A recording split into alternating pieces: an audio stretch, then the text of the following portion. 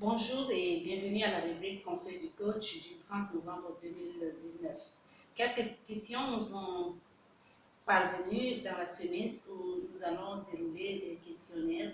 Nous avons la question 1 qui nous est venue depuis Marois. La personne demande: depuis 2 ans, je me suis lancée dans la production d'arachides et de sésame. Malheureusement, les résultats ne sont pas bons. Comment faire pour améliorer mes rendements? Monsieur Aimé Césaire Tontoté, étudiant depuis l'Université de Marois, qui nous a fait parvenir cette question. La deuxième question est: est-il possible de pratiquer l'agriculture hors sol au Tchad et en particulier à N'Djamena? Fadoulatim, résident à N'Djamena. Et comment préparer et présenter un pitch efficace qui nous est venu de Diasrandar Garmadine. Pour la question 1, je ne sais pas, le coach Raphaël est là, s'il est disponible, il prend, sinon j'arrache. Oui, je réponds. Merci et une fois de plus, bienvenue à la rubrique Conseil du coach du 30. Pour répondre à la première question qui est donc de savoir comment faire pour améliorer son rendement. Alors, ici notre ami a produit de l'arachide et du sésame. Lorsque nous préparons donc cette rubrique, nous avons demandé à notre ami quel était vraiment son rendement. Il a parlé de 6 sacs d'arachide et 1 sac de sésame. Alors, dans le cas d'arachide, je pourrais dire le résultat est moyen, mais le sésame, c'est fatal. Alors, je voulais demander à notre ami pour quel type de semences il a utilisé. La qualité d'abord du semence. C'est très important parce que selon la FAO, la sécurité alimentaire dépend donc de la qualité de semence. Donc, lorsqu'on veut se lancer dans l'agro-business, quelles que soient les spéculations choisies, il faut d'abord mettre l'accent sur la qualité de semence. En secondo vient la maîtrise des itinéraires techniques de la spéculation choisie. Et en tertio, il faut donc connaître le type de sol dont on veut produire par exemple de l'arachide ou du sésame. Et enfin, respecter donc le calendrier agronomique. Si ces 4 paramètres sont pris en compte, je vous assure le minimum pour 1 hectare d'arachide, c'est 1 tonne, c'est-à-dire soit 10 sacs de 100 kg.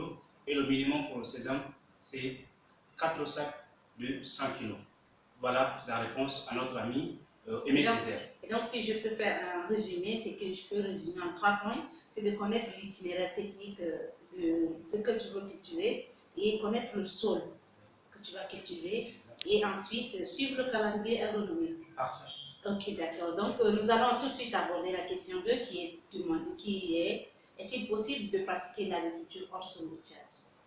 Voilà, la réponse serait tout simplement oui. Et pourquoi oui? Au fait, l'agriculture hors sol, c'est rien d'autre que l'agriculture que nous produisons sur le sol. Sauf qu'ici, on a transporté le sol quelque part pour donc mener notre activité de production.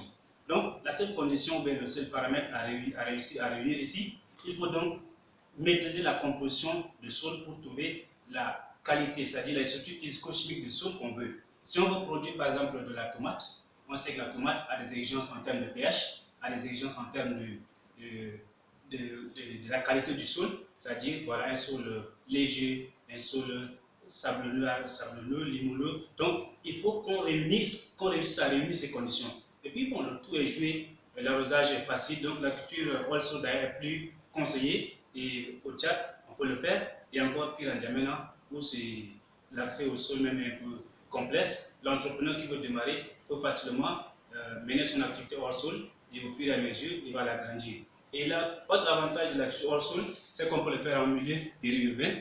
Et autre avantage encore, ça nous permettra facilement de faire donc de la production bio, naturelle, qui sera aimée par donc, notre clientèle cible.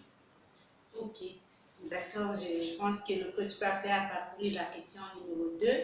Alors, la question numéro 3 nous dit comment préparer et présenter un pitch efficace. Alors, coach Régine, je pense que cette question, tu vas l'aborder. Je vais prendre. Voilà. D'accord, je vais aborder la question 3.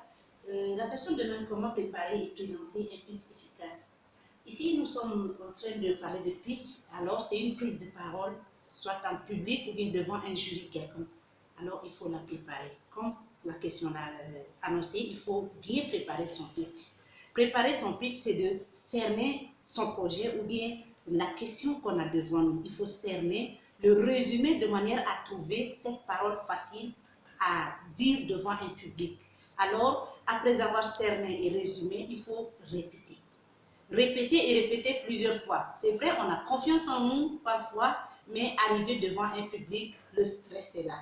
Alors, il faut vraiment répéter ce qu'on a résumé. On répète plusieurs fois, ça peut être devant notre miroir à la maison. On peut regrouper 2-3 personnes devant nous et faire la répétition plusieurs fois.